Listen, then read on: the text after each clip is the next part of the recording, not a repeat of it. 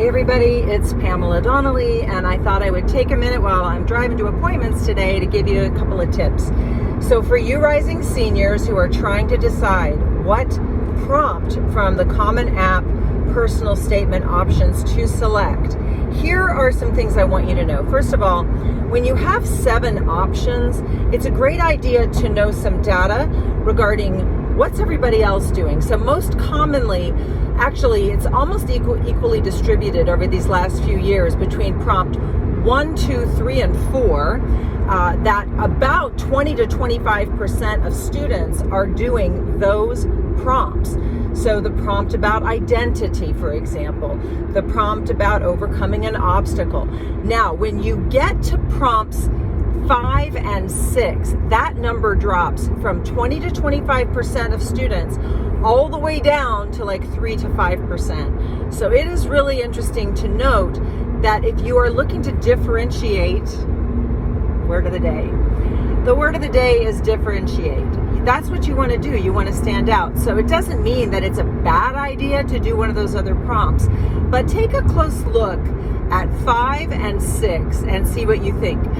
Those are most commonly what my clients end up selecting once we really go through each possibility. But another wonderful strategy is, as you're looking through each of them, why not take a minute, just bullet form with every single prompt. So prompt 1, describe your culture, your identity, your background that they need to know to understand who you are. Great. You can do some short writing samples on that. It doesn't mean that that's necessarily going to be your 650 word personal statement, but it can be really helpful when it comes time for supplemental essays, which very often want additional information about you, and you can pull from some of the little sort of writing samples that you're getting as you're going through any of the other prompts that you end up not using. Prompt 7 is pick a topic of your own. That is a really hard one to pull off. Some students do it, and that's fine if you feel super motivated. But I would just caution you, one way to think about that would be to go online and to Google University of Chicago and take a look at their prompts. Some of their prompts have been the most interesting that I've ever seen. And I'll give you an example. One of them was something about, imagine you are a certain age and it's like somebody who's way old, like in later in life, and you're looking back and you're writing your autobiography, and give us this specific page from that autobiography. So what is that prompt doing? It's forcing the student to picture themselves way in the future, looking back into the past. They're going to learn so much. That's an example of a really good prompt. Now, if they say pick your own prompt, and your prompt is, what is my favorite color, right? Which I don't think you would do, because obviously that's going to be a really boring essay. Probably. Maybe you could pull it off. Maybe you can prove me wrong, but I doubt it.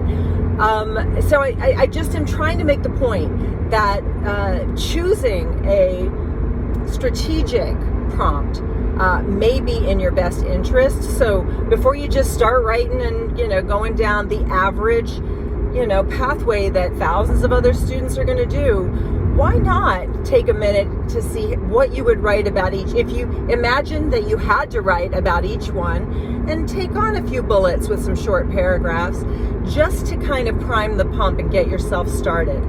Then choose the one that feels the most resonant, the most differentiated, the most compelling.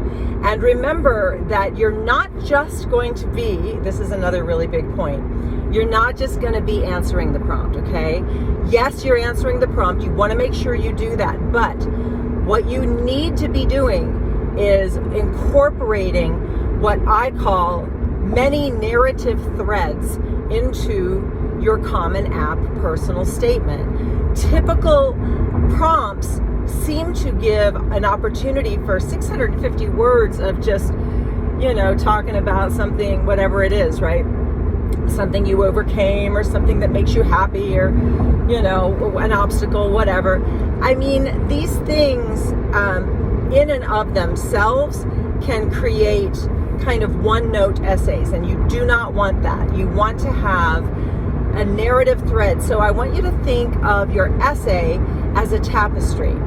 And you know that when you see a beautiful tapestry, they are woven cloth with, sometimes 5 or 10 or more different colors of thread, different thicknesses of thread, and they're woven together in a very specific way.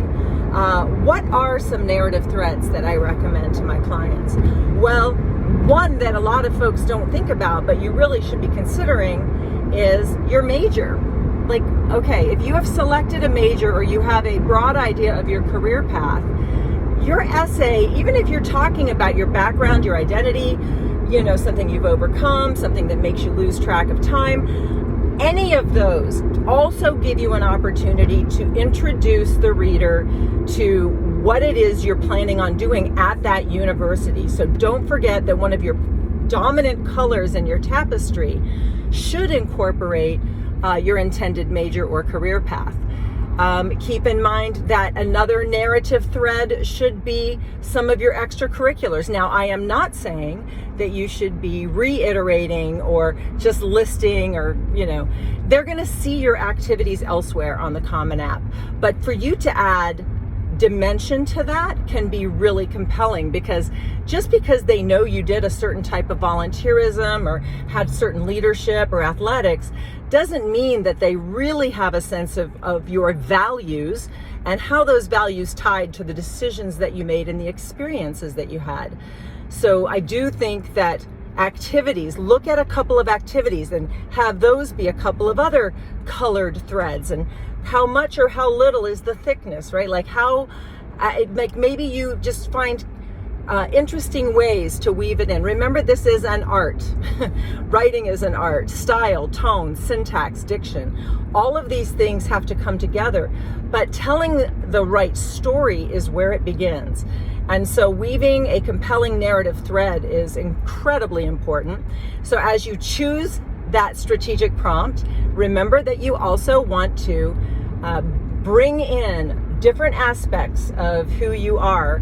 And very often, again, that is not just answering the verbatim prompt, but it is also incorporating coursework that you've taken, particular things that you're proud of, not in a bragging kind of way.